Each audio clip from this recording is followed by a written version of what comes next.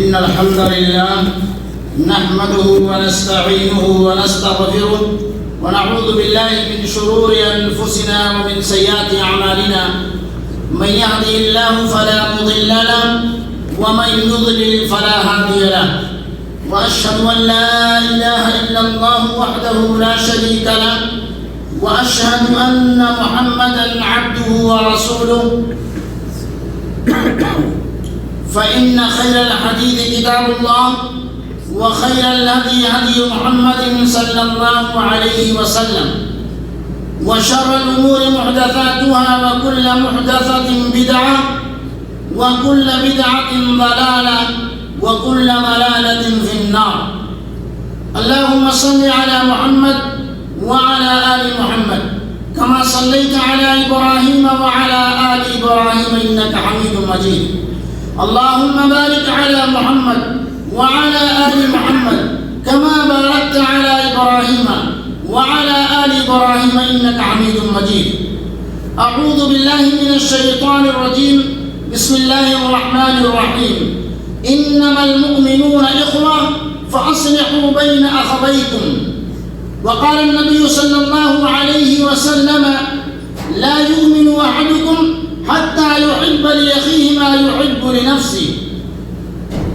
محترم سامعین کرام، حاضرین جمعہ، آج بتاریخ 16 ربیع الاول 1443 ہجری مطابق 22 اکتوبر سن 2021 عیسوی کے اس خطبہ جمعہ میں میرا عنوان ہے اسلامی اخوت اور بھائی چارہ. میرے بھائیوں، اولاً تمام تعریف اللہ رب العالمین کے لیے لائق زیبا ہے جو ساری کائنات کا خالق، ساری کائنات کا مالک، ساری کائنات کا مربی پالنہار ہے، جس نے ہمیں اور آپ سب کو اس فانی دنیا کے اندر پیدا فرمایا اور پیدا کرنے کے بعد یوں ہی بیکار نہیں چھوڑا، بلکہ ہر طرح کی ضرورتوں اور زندگی گزارنے کے لیے سارے سامان اور ساری نعمتوں کو ہمارے اور آپ کے لیے مہیا اور فراہم کیا. درود و سلام نازل ہو تمام انبیاء کرام پر اور خصوصیت کے ساتھ ہمارے آخری نبی تاجدار مدینہ جناب محمد رسول اللہ صلی اللہ علیہ وسلم پر. میرے بھائیوں، سورہ حجرات کی جو آیت کریمہ ہم نے پڑھی ہے، آئیے پہلے اس کا ترجمہ سنتے ہیں. اللہ تبارک و تعالیٰ اس سورت کے اندر، اس آیت کریمہ کے اندر ارشاد فرماتے ہیں کہ انما المؤمنون اخوہ فاصلحوا بین اخویکم. تمام مومنین آپس میں بھائی ہیں، اس لیے تم اپنے بھائیوں میں صلح کراؤ. اگر ان سے کوئی ناچاتی ہو جائے، کوئی غلطی ہو جائے، آپس میں نا اتفاقی ہو جائے تو ان کے درمیان صلح کرا دیا کرو. میرے بھائیوں، اسلامی اصول و ضوابط اور ایمان کے بنیادی تقاضوں کے مطابق مسلم معاشرے میں ایمان کی بنیاد پر اخوت کا قیام انتہائی ضروری ہے، بھائی چارگی کا قیام بے حد ضروری ہے. اسی لیے اللہ تبارک و تعالی نے اس آیت کریمہ کے اندر ارشاد فرماتے ہیں کہ انما المؤمنون اخوہ، یقیناً تمام مسلمان آپس میں بھائی ہیں. جبکہ نبی صلی اللہ علیہ وسلم نے فرمایا مسلمان مسلمان کا بھائی ہے. اس بنیادی اصول و ضابطے کے کچھ حقوق اور واجبات ہیں. یہ اصول ہم سے کچھ چیزوں کا مطالبہ کرتا ہے اور ہم پر کچھ ذمہ داریاں بھی عائد کرتا ہے. اللہ رب العالمین کا فرمان والمؤمنون والمؤمنات بعضهم اولیاء بعض یأمرون بالمعروف وینہون عن المنکر. مسلمان مرد اور مسلمان عورتیں ایک دوسرے کے مددگار ہیں جو بھلے کام کا حکم دیتے ہیں اور برے کام سے روکتے ہیں. اخوت اور بھائی چارے کا یہ تقاضا ہے کہ ہم مسلمانوں کے لیے ہر اچھا قول، ہر اچھا فعل کر گزریں. اسی لیے نبی صلی اللہ علیہ وسلم نے فرمایا لا یؤمن احدکم حتی یحب لأخیہ ما یحب لنفسہ. تم میں سے اس وقت تک کوئی بھی کامل ایمان والا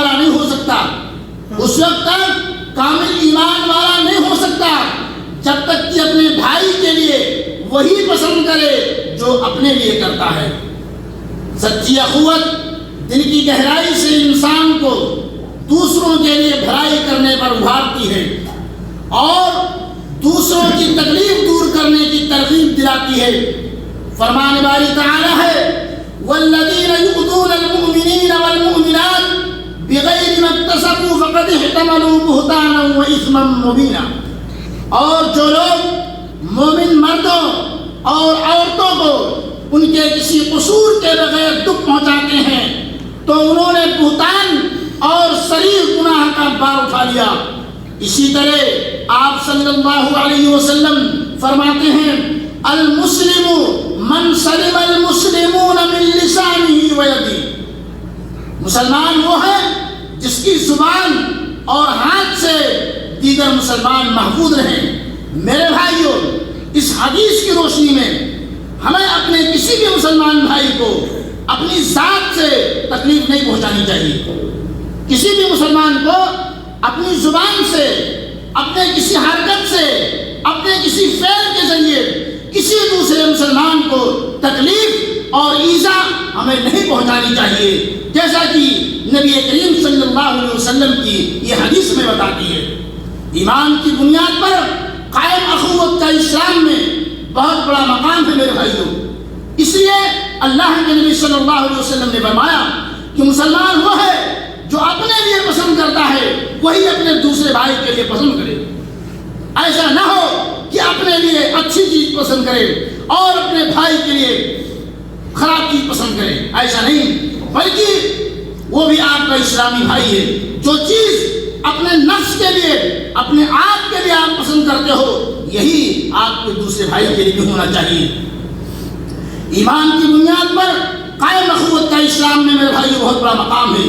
اسی لیے ایک مسلمان ایمانی اخوت کی بنا پر مسلمان بھائیوں سے اور پورے مسلم معاشرے سے تعلقات عبادت کے طور پر قائم رکھتا ہے اور اسے اپنی عملی زندگی میں جگہ ایسا دیتا ہے جیسے دیگر ایمانی شاعر کو دی جاتی ہے۔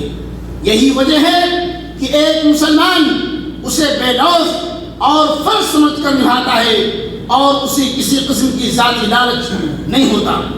اگر یہ بات شرمندہ تعبیر ہو جائے تو معاشرہ وہی شکل اختیار کر جائے گا جیسے کہ شریعت نے چاہا ہے۔ ان کی مثال ایک عمارت جیسی ہوگی کہ تمام لوگ ایک دوسرے کو سہارا دے کر اخوت کی عمارت کو مضبوط سے مضبوط ترین بناتے ہیں، جیسے کہ آپ صلی اللہ علیہ وسلم نے فرمایا المؤمن للمؤمن کالبنیان یشد بعضہ بعضا، ایک مومن دوسرے مومن کے لیے عمارت ہے، بلڈنگ، جیسے کہ ایک حصہ دوسرے حصے کو مضبوط بناتا ہے۔ ایک اینٹ جب دوسرے اینٹ سے ملتی ہے تو اس کے اندر قوت آتی ہے، طاقت آتی ہے میرے بھائی۔ اسی لیے کہا گیا حدیث کے اندر کہ ایک مسلمان دوسرے مسلمان کا بھائی ہے، اسی لیے اپنے مسلمان بھائی کو تکلیف نہیں پہنچانی چاہیے۔ اس کی مثال آپ صلی اللہ علیہ وسلم نے فرمایا کہ ایک مومن دوسرے مومن کے لیے عمارت ہے، جیسا کہ ایک حصہ دوسرے حصے کو مضبوط بناتا ہے۔ اس اخوت کا ہم سے مطالبہ ہے کہ ہمارے اندر ایثار، قربانی کا جذبہ ہو، آپس میں پیار محبت ہو، آپس میں ایک دوسرے کے ساتھ نرمی ہو، آپس میں ایک دوسرے کے ساتھ برداشت کرنے کا مادہ پایا جائے۔ اس کے علاوہ بھی بہت سی خوبیاں ہیں جن کی دعوت آپ صلی اللہ علیہ وسلم نے ہمیں دی ہے۔ فرمایا مثل المؤمنین فی توادہم وتراحمہم وتعاطفہم مثل الجسد اذا اشتکى منہ عضو تداعى له سائر الجسد بالسہر والحمى۔ آپ صلی اللہ علیہ وسلم نے فرمایا آپس میں پیار و محبت اور رحم دلی کے لیے مسلمانوں کی مثال ایک جسم کی طرح ہے۔ مسلمانوں کی مثال ایک جسم کی طرح ہے، اگر اس جسم کا ایک حصہ تکلیف میں ہو تو سارا جسم بے چینی اور بخار کی اسی تکلیف میں رہتا ہے۔ اگر کسی بھی انسان کے پیر میں نیچے ایک کانٹا چبھتا ہے تو پورا سر سے لے کے پیر تک پورا جسم تکلیف محسوس کرتا ہے اس کانٹا کی چبھن کی وجہ سے۔ ہماری اولاد کی مثال جس طریقے سے آپ ایک مسلمان کو کوئی تکلیف پہنچے تو ایسے ہی محسوس کرنا چاہیے کہ ہمارے اس بھائی کو بھی تکلیف ہوگی۔ یہ مثال دیجیے میرے بھائی، انہی ایمانی اصولوں اور اسلامی قواعد و ضوابط پر چلتے ہوئے تمام مسلمانوں سے اپیل ہے کہ آپس میں اتحاد پیدا کریں اور اپنی صفوں میں کسی قسم کا خلل نہ آنے دیں۔ مسلمانوں میں داخلی انتشار پیدا کرنے کی غرض سے کی جانے والی دشمنوں کی وَدُّوا مَا عَنِتُّمْ قَدْ بَدَتِ الْبَغْضَاءُ مِنْ أَفْوَاهِهِمْ وَمَا تُخْفِي صُدُورُهُمْ أَكْبَرُ۔ میرے بھائیوں، مسلمانوں میں داخلی انتشار پیدا کرنے کی غرض سے کی جانے والی دشمنوں کی مکاریوں سے بدتر رہیں۔ ان کی مکاریوں کے بارے میں اللہ تبارک و تعالیٰ نے فرمایا وَدُّوا مَا عَنِتُّمْ قَدْ بَدَتِ الْبَغْضَاءُ مِنْ أَفْوَاهِهِمْ وَمَا تُخْفِي صُدُورُهُمْ أَكْبَرُ۔ وہ چاہتے ہیں کہ تم مصیبت میں پڑ جاؤ، ان کی دشمنی ان کی زبانوں پر بے اختیار آ جاتی ہے، اور جو کچھ وہ اپنے دلوں میں چھپائے بیٹھے ہیں وہ اس سے شدید تر ہے۔ آج امت اسلامیہ کو تفرقہ اور اختلاف کا سامنا ہے۔ پورے مسلم معاشرے میں اس حد تک بغض و عداوت، کینہ اور حسد پھیل چکا ہے کہ ایک دوسرے کے خلاف ہتھیار بھی استعمال کیے جا رہے ہیں۔ یہ کیفیت کسی بھی صورت میں اللہ تعالیٰ کو پسند نہیں ہے، اور نہ ہی اس حالت کا دین سے کوئی تعلق ہے، بلکہ یہ رسول اللہ صلی اللہ علیہ وسلم کی وصیت کے سراسر مخالف ہے۔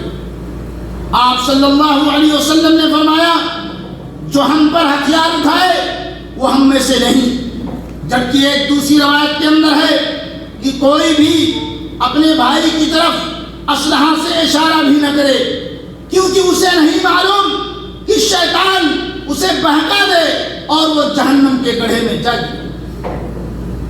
میرے بھائیوں، تفرقہ کے تمام اسباب سے دور ہو جاؤ، فتنہ پروری سے بچو، اور ہر اس کام سے اجتناب کرو جس سے نقصانات کا نہ ختم ہونے والا سلسلہ شروع ہو جائے، کہ کہیں کسی کی آبرو تار تار ہو، تو کہیں قیمتی جانوں کا قتل ہو، اور کہیں املاک کا ضیاع ہو، اور نتیجے میں مسلمانوں کا رعب جاتا رہے اور دشمن ہم پر آوازیں کسیں اور خوش ہوں۔ میرے بھائیوں، آج امت کی یہی حالت ہے اور دشمنوں کا ہدف بھی یہی تھا۔ اللہ تعالیٰ نے ہمیں ان کا یہ ہدف پہلے ہی بتا دیا۔ قرآن کریم کے اندر فرمایا خرجوا فيكم ما زادوكم إلا خبالا ولأوضعوا خلالكم يبغونكم الفتنة وفيكم سماعون لهم۔ اگر وہ نکلتے بھی تو تمہارے اندر خرابی ہی کا اضافہ کرتے اور تمہارے درمیان فتنہ پردازی کے لیے ادھر ادھر دوڑتے پھرتے۔ پھر تم میں بھی کچھ ایسے لوگ ہیں جو ان کی باتیں دھیان سے سنتے ہیں۔ لو خرجوا فيكم ما زادوكم إلا خبالا ولأوضعوا خلالكم يبغونكم الفتنة وفيكم سماعون لهم۔ یہ آیت کریمہ میرے بھائیوں ہمیں اس بات کی طرف اشارہ کرتی ہے کہ تمہارے اندر خرابی ہو، خرابی کا اضافہ پیدا کر دے اور تمہارے درمیان فتنہ پردازی کر دے، ادھر ادھر دوڑتے پھرے۔ پھر تم میں بھی کچھ ایسے لوگ ہیں جو ان کی باتوں دھیان سے نہیں سنتے۔ سب سے بڑا فتنہ جس سے ہر دور، جس سے دور رہنا ہر شخص پر ضروری ہے، وہ کسی بغیر برہان ربانی یا کسی بغیر دلیل اور ارشاد نبوی کے مسلمانوں کی تکفیر ہے، جو کہ بلا دلیل اور نظریاتی جذبات پر مبنی ہوتی ہے۔ تاریخ گواہ ہے کہ مسلمانوں پر آنے والے تاریخ دن اسی قسم کے غلط نظریات و افکار کی وجہ سے آئے ہیں۔ نبی صلی اللہ علیہ وسلم نے واضح اور شفاف انداز میں فرمایا، جسے سمجھنے کی ہر شخص طاقت رکھتا ہے، جو نماز ایسے ادا کرے جیسے ہم کرتے ہیں، صلو کما رأیتمونی اصلی، اس طریقے سے نماز ادا کرو جس طریقے سے نبی صلی اللہ علیہ وسلم نے نماز پڑھ کے سکھلایا اور بتلایا ہے۔ ہمارے قبلہ کو اپنا قبلہ سمجھے اور ہمارے ہاتھ کا ذبیحہ کھائے تو یہ شخص مسلمان ہے اور وہ اللہ اور اس کے رسول کے ذمے ہے۔ میرے بھائیوں، نبی صلی اللہ علیہ وسلم نے فرمایا مسلمان مسلمان کا بھائی ہے، وہ اپنے بھائی پر ظلم کرتا ہے اور نہ ہی اسے ذلیل کرتا ہے اور نہ ہی حقیر جانتا ہے۔ تمام مسلمانوں کے ایک دوسرے پر مال، جان اور عزت حرام ہے۔ میرے بھائیوں، اللہ رب العالمین ہم تمام مسلمانوں کو اپنے بھائیوں کے درمیان الفت اور محبت مودت کے ساتھ رہنے کی توفیق عطا فرما۔ بارک اللہ لنا ولکم فی القرآن العظیم ونفعنی وإیاکم بما فیہ من الآیات والذکر الحکیم انہ تعالی جواد کریم ملک بر رؤوف الرحیم۔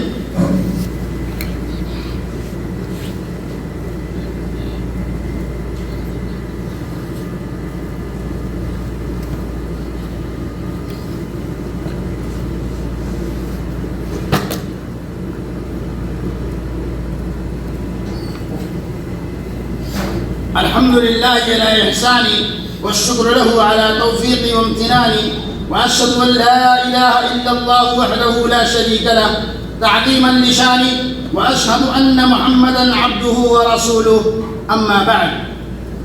میرے بھائیوں، نبی صلی اللہ علیہ وسلم کا فرمان ہے کہ ایک مسلمان دوسرے مسلمان کا بھائی ہے۔ جو مسلمان اپنے لیے جس چیز کو پسند کرتا ہے اسے چاہیے کہ اپنے بھائی کے لیے بھی وہی چیز پسند کرے۔ مسلمانوں، اگر مسلمان الفت، محبت، اتفاق و اتحاد کا سبب بنے تو یہ علامات فلاح و سعادت میں شامل ہے، جبکہ مسلمانوں میں اختلافات اور دشمنی پھیلانا ذلت اور ناکامی کی علامت ہے۔ اللہ تعالیٰ اسی بارے میں فرماتے ہیں لا خیر فی کثیر من نجواہم الا من امر بصدقۃ او معروف او اصلاح بین الناس۔ اکثر سرگوشتوں میں خیر نہیں ہوتی الا یہ کہ کوئی شخص پوشیدہ طور پر لوگوں کو صدقہ کرنے یا بھلے کام کرنے یا لوگوں کے درمیان صلح کرانے کا حکم کرے۔ انما المؤمنون اخوہ فاصلحوا بین اخویکم۔ تمام مومنین آپس میں بھائی ہیں، اس لیے تم اپنے بھائیوں میں وَأَصْلِحُوا ذَاتَ بَيْنِكُمْ، تم اپنے بھائیوں میں صلح کرا دو۔ جبکہ ایک جگہ اللہ رب العالمین نے فرمایا بینکم، اپنے تعلقات کو درست رکھو۔ ایسے ہی نبی صلی اللہ علیہ وسلم نے فرمایا کیا میں تمہیں نفل روزے، صدقات اور نماز سے بھی افضل کام نہ بتاؤں؟ انہوں نے کہا جی۔ اللہ کے رسول صلی اللہ علیہ وسلم نے فرمایا جھگڑا کرنے والوں کے درمیان صلح کرا دو۔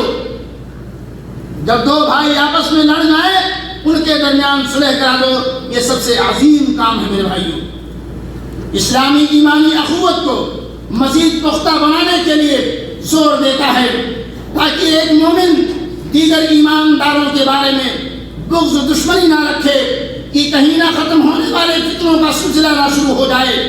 آپ صلی اللہ علیہ وسلم نے فرمایا آپس میں بغض نہ رکھو، حسد بھی نہ کرو، ایک دوسرے سے منہ موڑ کر نہ بھاگو اور نہ ہی قطع تعلق کرو۔ مزید آپ صلی اللہ علیہ وسلم نے فرمایا جنت کے دروازے ہر سوموار اور جمعرات کو کھولے جاتے ہیں۔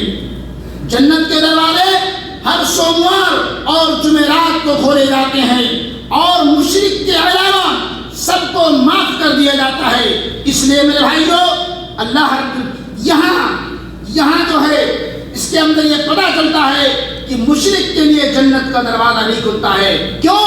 اس لیے کہ اس روئے زمین پر جو سب سے بڑا جرم ہے، جو سب سے بڑا گناہ، سب سے بڑا پاپ ہے، وہ اللہ رب العالمین کی ذات کے ساتھ شرک باللہ ہے۔ اللہ تعالیٰ کے ساتھ شرک ہے۔ اسی لیے فرمایا ہر سوموار اور جمعرات کو جنت کے دروازے کھولے جاتے ہیں اور مشرک کے علاوہ سب کو معاف کر دیا جاتا ہے۔ اس سے یہ پتہ چلتا ہے کہ کسی بھی مسلمان کو، کسی بھی گرما کو مسلمان کو شرک نہیں کرنی چاہیے۔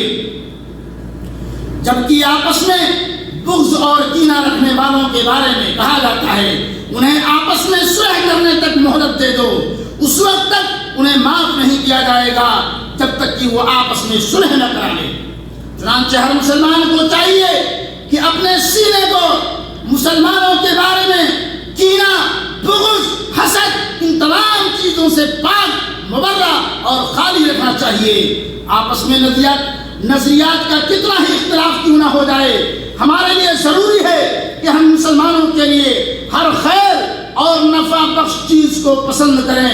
نبی صلی اللہ علیہ وسلم کا فرمان ہے، آپ نے فرمایا جو اس بات کو پسند کرتا ہے کہ اسے جہنم سے بچا کر جنت میں داخل کر دیا جائے تو اسے چاہیے کہ موت کے وقت اللہ اور آخرت کے دن پر کامل ایمان رکھتا ہو اور لوگوں سے ایسے معاملہ کرے جیسے وہ لوگوں سے امید کرتا ہے کہ اس سے معاملہ کرے۔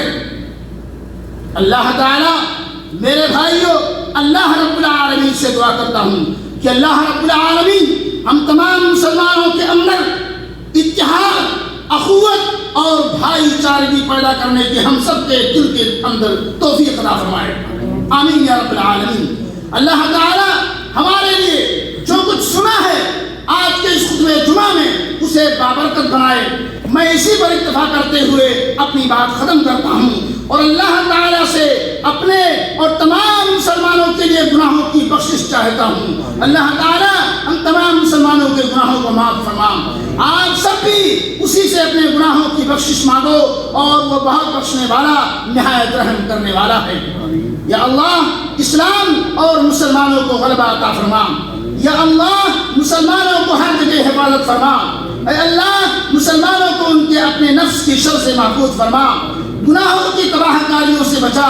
یا اللہ انہیں دشمنوں کی مکاریوں سے محفوظ فرما۔ اے اللہ مسلمانوں میں اخوت پیدا فرما۔ الہ العالمین انہیں آپس میں محبت کرنے والے بھائی بھائی بنا دے۔ الہ العالمین خیر کے کاموں میں ایک دوسرے کی مدد کرنے والا بنا دے۔ الہ العالمین ہمیں اور تمام مسلمانوں کو بخش دے۔ الہ العالمین جو ہمارے مسلمان بھائی اس دنیا سے فوت ہو چکے ہیں، اللہ تعالیٰ ان کی بشری خطاؤں کو معاف فرما اور انہیں کرور جنت الفردوس میں جگہ عطا فرما، اور جو زندہ ہیں انہیں خیر اور بھائی کے کام کرنے کی توفیق عطا فرما اور انہیں عمل صالح کرنے کی توفیق عطا فرما۔ الہ العالمین تمام مسلمانوں پر رحم فرما۔ الہ العالمین ان پر اپنا رحم کرتے ہوئے ان کے حالات درست فرما دے۔ الہ العالمین ہم تمام مسلمانوں کو اپنی رحمت نازل فرما جس سے ان کے حالات درست ہو جائیں۔ الہ العالمین یہ بیماریاں جو پھیلی ہوئی ہیں اس دنیا سے ان بیماریوں کا خاتمہ فرما۔ الہ العالمین ہم تمام مسلمانوں کے جان، مال، عزت، آبرو کی حفاظت فرما۔ یا ذا الجلال والاکرام الہ العالمین مسلم حکمرانوں کی اپنے پسندیدہ کام کرنے کی توفیق عطا فرما۔ الہ العالمین ہمیں تیری نعمتوں کا شکریہ ادا کرنے کی توفیق عطا فرما۔ یا اللہ ہمارے لیے اور تمام مسلمانوں کے لیے امن و امان پیدا فرما۔ یا اللہ ہمیں اچھے حکمراں نصیب فرما۔ الہ العالمین ہمیں دنیا میں بھی بھلائی نصیب فرما اور آخرت میں بھی بھلائی نصیب فرما۔ اللہ کے بندو اللہ کا ذکر کثرت سے کرو اور صبح و شام اللہ رب العالمین کی پاکیزگی بیان کرو، اور ہماری آخرت اور ہماری آخری بات کہ اللہ رب العالمین کا سوتے جاگتے میں ہمیشہ ذکر کرنی چاہیے، اللہ رب العالمین کی تسبیح تحلیل بیان کرنی چاہیے۔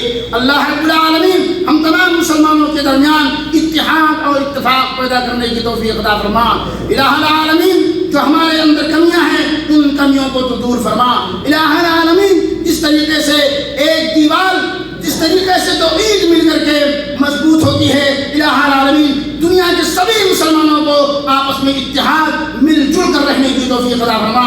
عباد اللہ ان اللہ یأمر بالعدل والاحسان وایتاء ذی القربى وینہی عن الفحشاء والمنکر والبغی یعظکم لعلکم تذکرون فاذکروا اللہ یذکرکم وادعوہ یستجب لکم ولذکر اللہ اکبر واللہ یعلم ما تصنعون وآخر دعوانا ان الحمد للہ رب العالمین۔